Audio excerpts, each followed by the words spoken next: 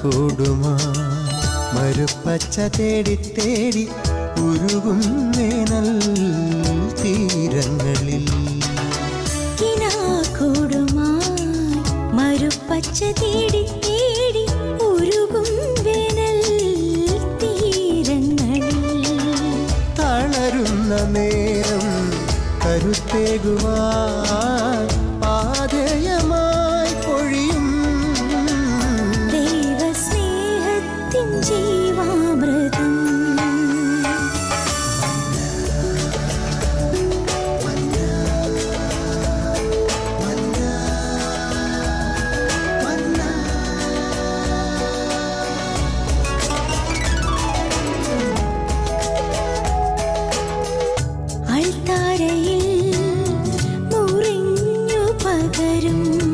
ആത്മയുഗത്തിൻ കൃപയായൊഴുകും അൾത്താരയിൽ മുറിഞ്ഞു പകരും ആത്മയുഗത്തിൻ കൃപയായൊഴുകും വിശ്വസ്നേഹത്തിൻ ദൈവാമൃതം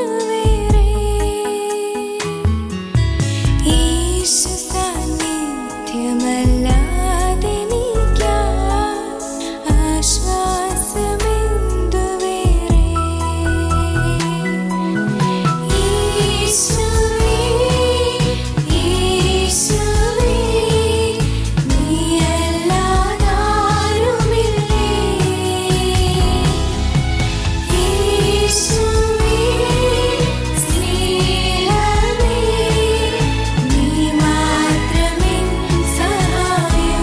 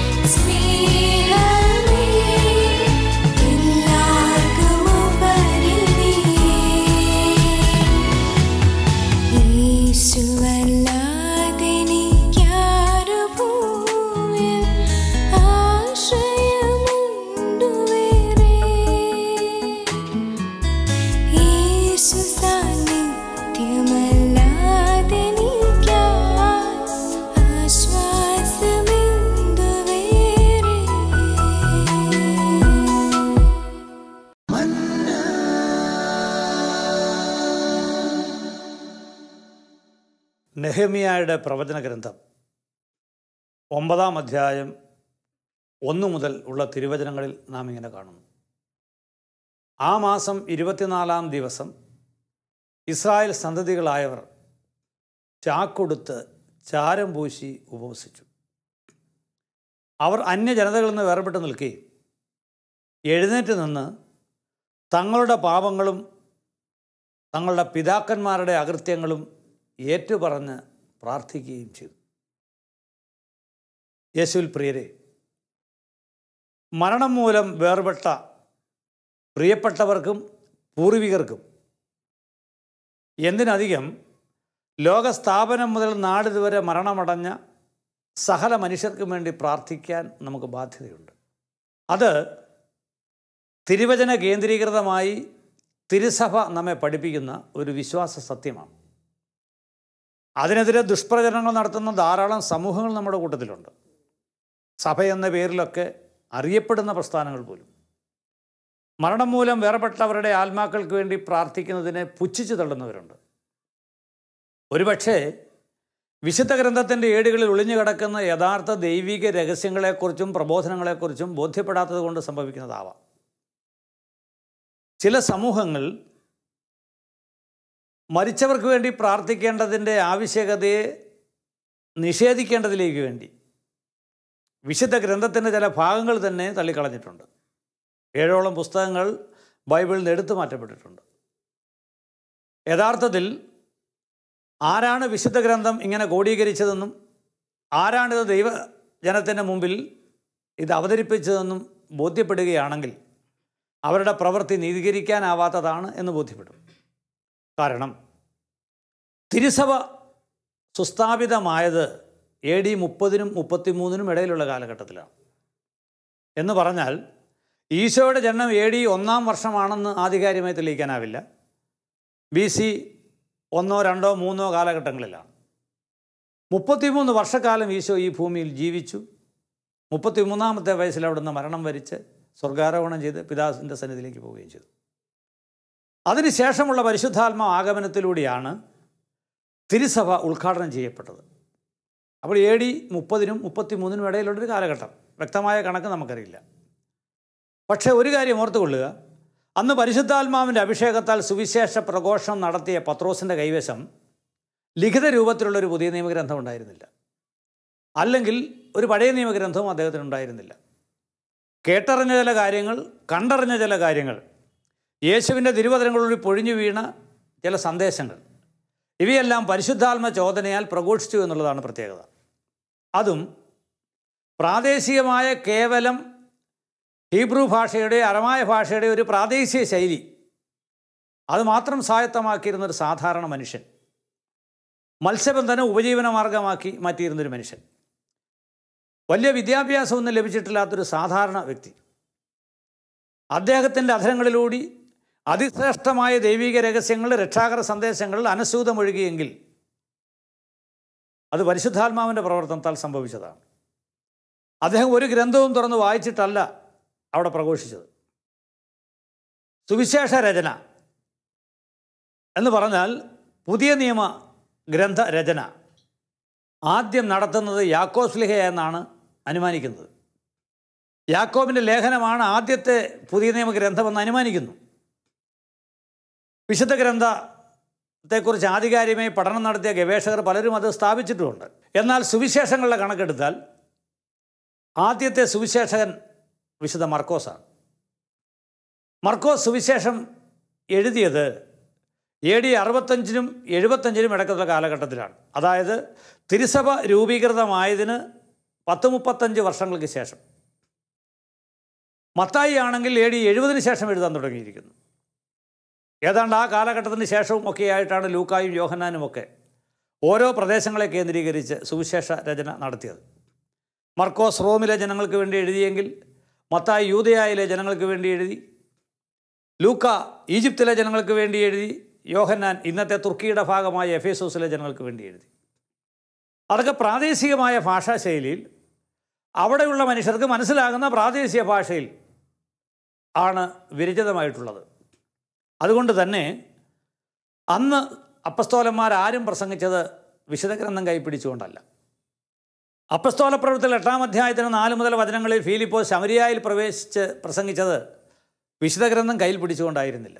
വാമൊഴിയായി വരമൊഴിയായി ലഭ്യമായ പാരമ്പര്യ സന്ദേശങ്ങളെ രക്ഷാകര സത്യങ്ങളോട് ചേർത്ത് സമന്വയിപ്പിച്ച് ദൈവജനത്തിന് ബോധ്യപ്പെടുത്തി കൊടുത്തു. ഇത് പിൽക്കാലത്താണ് ഇതൊക്കെ എഴുതി വയ്ക്കപ്പെട്ടത്. മാത്രമല്ല, വിശുദ്ധ ഗ്രന്ഥത്തിൽ ഏതൊക്കെ ഗ്രന്ഥങ്ങൾ രേഖപ്പെടുത്തണം, ഇന്നത്തെ നമുക്ക് ലഭ്യമായ ബൈബിളിൽ ഏതൊക്കെ ഗ്രന്ഥങ്ങൾ രേഖപ്പെടുത്തണം, ഉൾക്കൊള്ളിക്കണം, ഇവയൊക്കെ തീരുമാനിച്ചതും ഒക്കെ AD 382 ശേഷമാണ്. എന്ന് പറഞ്ഞാൽ 4-ാം നൂറ്റാണ്ടിൻ്റെ അവസാന കാലഘട്ടത്തിലാണ്. അത് കോടീകരിച്ചെടുത്തതും മറ്റാരുമല്ല, അന്നത്തെ തിരുസഭയാണ്. പത്രോസിൻ്റെ സിംഹാസനത്തിൻ്റെ പിന്തുടർച്ചയിലൂടെ കടന്നു വന്ന മാർപ്പാപ്പമാരോ അപ്പസ്തോലന്മാരുടെ പിൻഗാമികളെന്ന പേരിൽ കൈവപ്പിലൂടെ പരമ്പരാഗതമായി സുവിശേഷ ശുശ്രൂഷയുടെ ദൗത്യം ഏറ്റെടുത്തിട്ടുള്ള അപ്പസ്തോലന്മാരായ മെത്രാന്മാരോ അവരുടെ കൂട്ടായ്മകളോ അല്ലെങ്കിൽ സഭാശ്രേഷ്ഠന്മാരോ അപ്പസ്തോലന്മാരോ പ്രവാചകന്മാരോ ഒക്കെ കൂടി സൂനകദോസ് കൂടി തീരുമാനിച്ചെടുത്ത ആ തീരുമാനങ്ങളുടെ അടിസ്ഥാനത്തിലാണ് വിശുദ്ധ ഗ്രന്ഥം ഇന്നത്തെ രൂപത്തിൽ നമ്മുടെ മുമ്പിൽ അവതരിപ്പിച്ചത്. അന്നൊരു തരത്തിലുള്ള വിപരീത ആശയങ്ങളുള്ളവരൊന്നുമില്ല. എന്നാൽ അത്തരത്തിലുള്ള ആളുകൾ ഉണ്ടാകുമെന്നതിനെക്കുറിച്ച് വ്യക്തമായ സൂചന യൂദാസിൻ്റെ ലേഖനത്തിൽ രേഖപ്പെടുത്തിയിട്ടുണ്ട്. കഴിയുമേൽ യൂദാസിൻ്റെ കേവലം ഒരധ്യായം മാത്രമുള്ള ഈ ലേഖനത്തെ ഒന്ന് വായിച്ച് ധ്യാനിക്കുന്നത് വളരെ നല്ലതാണ്. അതിൻ്റെ 19-ാമത്തെ വചനത്തിൽ ഇങ്ങനെ പറയുന്നു: പരിശുദ്ധാത്മാവില്ലാത്തവരും കേവലം ലൗകികരുമായ ഇവരാണ് ഭിന്നിപ്പുണ്ടാക്കുന്നത്. അത്തരം ആശയമുള്ളവരാണ് മരണമടഞ്ഞവർക്ക് വേണ്ടി പ്രാർത്ഥിക്കേണ്ട എന്ന് നമ്മളെ പഠിപ്പിക്കുന്നത്. അതിനുവേണ്ടി ചില ഗ്രന്ഥങ്ങളൊന്നും വേണ്ട എന്നവർ വെച്ചു. പക്ഷേ അവരുടെ പുസ്തകത്തിൽ തന്നെ ഉള്ള ചില ഗ്രന്ഥങ്ങൾ പരിശോധിച്ചാൽ ഇവയെക്കുറിച്ച് വ്യക്തമായി നമുക്ക് ബോധ്യപ്പെടുന്നതാണ്. അങ്ങനെയുള്ളൊരു ഗ്രന്ഥമാണ് നെഹെമ്യായുടെ പ്രവചന ഗ്രന്ഥം. ആ നെഹെമ്യായുടെ പ്രവചന ഗ്രന്ഥത്തിൽ പറയുന്നത് ഇങ്ങനെയാണ്: അവർ എഴുന്നേറ്റ് നിന്ന് തങ്ങളുടെ പാപങ്ങളും പിതാക്കന്മാരുടെ അകൃത്യങ്ങളും ഏറ്റു പറഞ്ഞു. അത് ഇംഗ്ലീഷ് വെർഷൻസിൽ ഇങ്ങനെയാണ് പറഞ്ഞിരിക്കുന്നത്: they confused their own sins and the iniquities of their ancestors എന്നാണ്. ആൻസസ്റ്റേഴ്സ് എന്ന വാക്കിൻ്റെ അർത്ഥം പൂർവികർ എന്നാണ്, പൂർവ്വപിതാക്കന്മാർ. അങ്ങനെയുള്ളവരുടെ പാപങ്ങൾക്ക് വേണ്ടി കൂടി അത് ഏറ്റുപറഞ്ഞ് പ്രാർത്ഥിച്ചു ഇന്നത്തെ തലമുറ എന്ന് പറയുമ്പോൾ അതിലർത്ഥമുണ്ട് എന്നുള്ളത് കൊണ്ടും അതിന് പ്രായോഗികമായി അംഗീകാരമുണ്ട് എന്നുള്ളത് കൊണ്ടുമാണ്. ഈ സത്യത്തെ ഉൾക്കൊണ്ടുകൊണ്ടാണ് തിരുസഭ ഇത്തരത്തിൽ നമ്മളെ പ്രബോധിപ്പിക്കുന്നത്. അതുപോലെ തന്നെ റൂത്തിൻ്റെ പുസ്തകത്തിൽ 2-ാം അധ്യായത്തിൻ്റെ 20 വചനത്തിൽ നാം ഇങ്ങനെ കാണുന്നുണ്ട്: ജീവിച്ചിരിക്കുന്നവരോടും മരിച്ചവരോടും കരുണ കാണിക്കുന്ന കർത്താവ് അവനെ അനുഗ്രഹിക്കട്ടെ. ജീവിച്ചിരിക്കുന്നവരോട് കർത്താവ് കരുണ കാണിക്കും. അതുകൊണ്ട് തന്നെ ഇന്ന് ജീവനോടെ ഇരിക്കുന്ന വ്യക്തികൾക്കൊക്കെ വേണ്ടി നമ്മൾ പ്രാർത്ഥിക്കുന്നുണ്ട്. ലോകത്തിലുള്ള സകല മനുഷ്യർക്കും വേണ്ടി പ്രാർത്ഥിക്കുന്നു. പാപികൾക്കോട് കരുണ കാണിക്കാൻ നമ്മൾ പ്രാർത്ഥിക്കുന്നു. നമ്മളും പാപികളായിരിക്കാൻ നമ്മളോടും കരുണ കാണിക്കണമേ. അതോടൊപ്പം തന്നെ മരിച്ചവരോടും അവിടുന്ന് കരുണ കാണിക്കുന്നു എന്ന് പറഞ്ഞാൽ മരണം മൂലം വേർപെട്ട വ്യക്തികളുടെ ആത്മാക്കളോട് കരുണ കാണിക്കാൻ അവിടത്തേക്ക് പറ്റും. അതുകൊണ്ട് തന്നെയാണ് അവർക്ക് വേണ്ടി പ്രാർത്ഥിക്കാൻ പറയുന്നത്. അതുകൊണ്ടാണ് അവർക്ക് വേണ്ടി പ്രാർത്ഥിച്ചത്. ഇത് നമുക്കറിയാമല്ലോ, പുതിയ നിയമത്തിലുമുണ്ട്. കൊരിന്തോസ്കാർക്ക് പൗലോസ്ലീഹ എഴുതിയ 1-ാം ലേഖനത്തിൻ്റെ 15-ാം അധ്യായത്തിൻ്റെ 29 വചനത്തിൽ മരിച്ചവർക്ക് വേണ്ടിയുള്ള ശുശ്രൂഷയെക്കുറിച്ച് പറയുന്നുണ്ട്. അല്ലെങ്കിൽ മരിച്ചവർക്ക് വേണ്ടി സ്നാനം സ്വീകരിക്കുന്നതിൽ നാം എന്താണ് അർത്ഥമാക്കേണ്ടത്? മരിച്ചവർ കേവലം ഉയർപ്പിക്കപ്പെടുന്നില്ല എങ്കിൽ പിന്നെ മരിച്ചവർക്ക് വേണ്ടി നാം എന്തിനെ സ്നാനം സ്വീകരിക്കണം? ഇതിലൂടെ നാം മനസ്സിലാക്കേണ്ട ഒരു കാര്യം, ആ കാലഘട്ടത്തിൽ മരണം മൂലം വേർപെട്ട പ്രിയപ്പെട്ടവർക്ക് വേണ്ടിയോ പരിചയമുള്ളവർക്ക് വേണ്ടിയോ ഒക്കെ ജീവിച്ചിരുന്ന ആളുകൾ കൂദാശകൾ സ്വീകരിച്ചു എന്നുള്ളതാണ്. ആ കൂദാശ സ്വീകരണ സമർപ്പണങ്ങളിലൂടെ ആ ആത്മാക്കൾക്ക് വിടുതൽ കിട്ടുന്നുവെന്ന് അവർ വിശ്വസിക്കുന്നു. ദൈവം ഒരു വ്യക്തിയെ രക്ഷിക്കാൻ അവിടുത്തെ അനന്തകാരുണ്യ സാഗരത്തിൽ മുങ്ങിക്കുളിപ്പിച്ച് വിശദീകരിച്ചെടുക്കാൻ ഏതൊക്കെ മാർഗങ്ങളും സ്വീകരിക്കാൻ അവിടത്തേക്ക് അധികാരമുണ്ട്, അവകാശമുണ്ട്. അതിൻ്റെ അടിസ്ഥാനത്തിലാണ് പ്രവാചകന്മാരിലൂടെയും പ്രബോധകരിലൂടെയും വെളിപ്പെടുത്തൽ നൽകി മരിച്ചവർക്ക് വേണ്ടി നാം പ്രാർത്ഥിച്ചുകൊണ്ടിരിക്കുന്നത്. ഇന്നത്തെ കാലത്തിൽ ശുദ്ധീകരണ സ്ഥലത്തിലെ ആത്മാക്കൾക്ക് വേണ്ടി പ്രാർത്ഥിക്കാൻ നാം പ്രത്യേകം കടപ്പെട്ടിരിക്കുന്നു. കാരണം നമ്മുടെ ഭവനത്തിലുള്ളവർ മാത്രമൊന്നുമല്ല, എൻ്റെ ഭവനത്തിലുള്ള ഒരു 3-4 തലമുറയൊക്കെ അങ്ങ് രക്ഷപ്പെട്ടതുകൊണ്ട് ഞാനങ്ങ് രക്ഷപ്പെടും, എൻ്റെ സമ്പത്ത് വർദ്ധിക്കുമെന്നൊക്കെ ചിന്തിക്കുന്നത് പോഷത്വമാണ്. അതല്ല പ്രധാനപ്പെട്ട കാര്യം. എൻ്റെ കുടുംബത്തിലുള്ളവർ മാത്രമല്ല സ്വർഗത്തിൽ പോകേണ്ടത്. സമസ്ത ലോകത്തിലെയും സകല ജനതകളും സ്വർഗത്തിലെത്തണമെന്ന് പിതാവ് ആഗ്രഹിക്കുന്നു. അതുകൊണ്ട് ശുദ്ധീകരണ സ്ഥലത്തിൽ വേദന അനുഭവിക്കുന്ന മുഴുവൻ ആത്മാക്കൾക്കും വേണ്ടി നമ്മൾ പ്രാർത്ഥിക്കണം. പ്രത്യേകിച്ച് ഉപേക്ഷിക്കപ്പെട്ട ധാരാളം ആത്മാക്കളുണ്ട്. ബന്ധുമിത്രാദികൾ വിസ്മരിച്ചു പോയി. പ്രാർത്ഥിക്കാൻ കടപ്പെട്ട മക്കളോ കൊച്ചുമക്കളോ ബന്ധുജനങ്ങളോ ഒക്കെ തള്ളിക്കളഞ്ഞിരിക്കുന്നു. ആണ്ട് കുർബാന പോലും നടത്താത്ത ചില ആത്മാക്കളുണ്ട് നമ്മുടെ ഈ നാട്ടിൽ.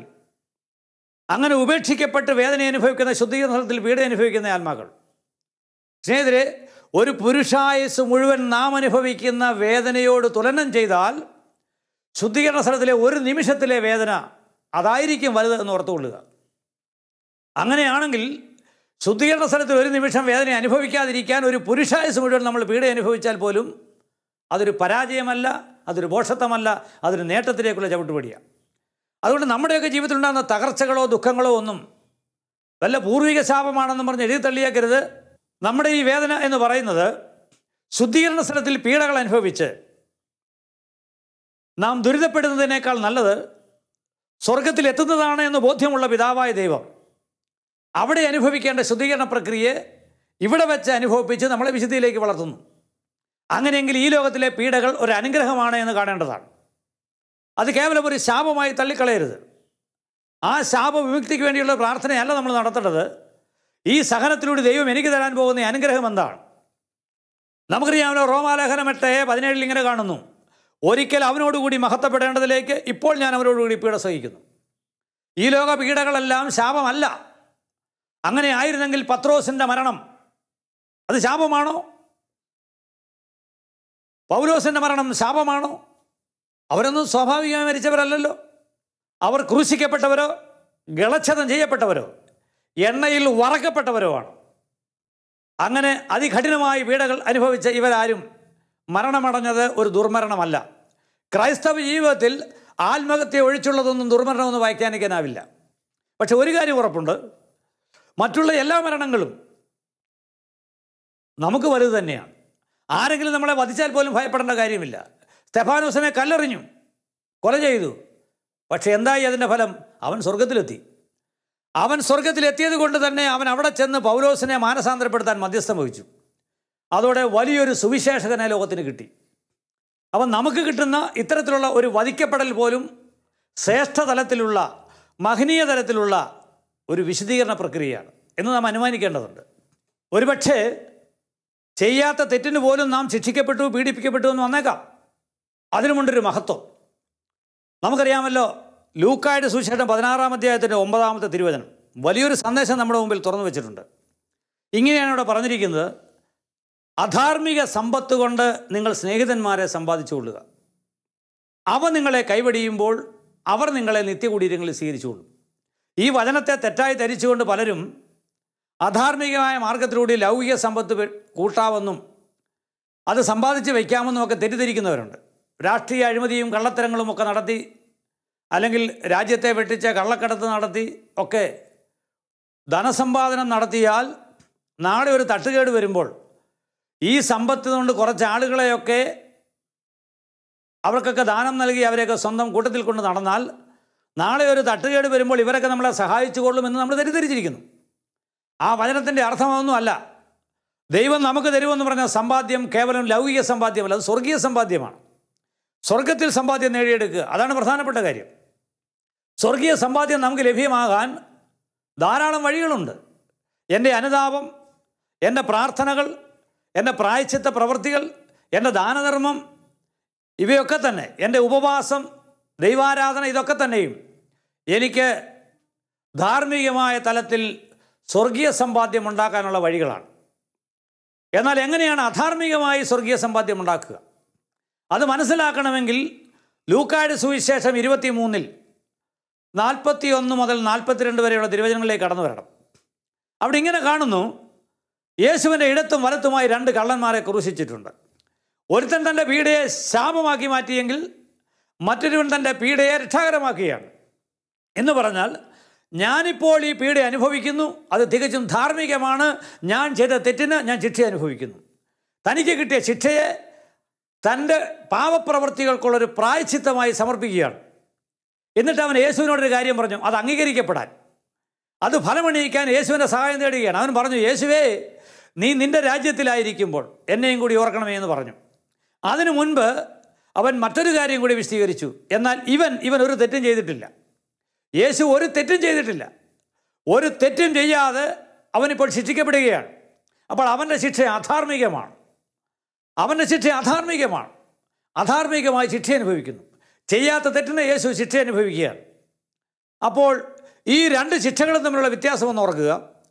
പാപം ചെയ്തതുകൊണ്ട്, തെറ്റ് ചെയ്തതുകൊണ്ട് ഒരുവൻ ശിക്ഷിക്കപ്പെട്ടപ്പോൾ ആ ശിക്ഷയെ അവൻ സ്വീകരിച്ച് ദൈവത്തെ ഏൽപ്പിച്ചിട്ട് പറയും, ദൈവമേ, ഇതൊരു പ്രായശ്ചിത്തമായി പരിഗണിച്ച് എന്നെ അനുഗ്രഹിക്കണമേ.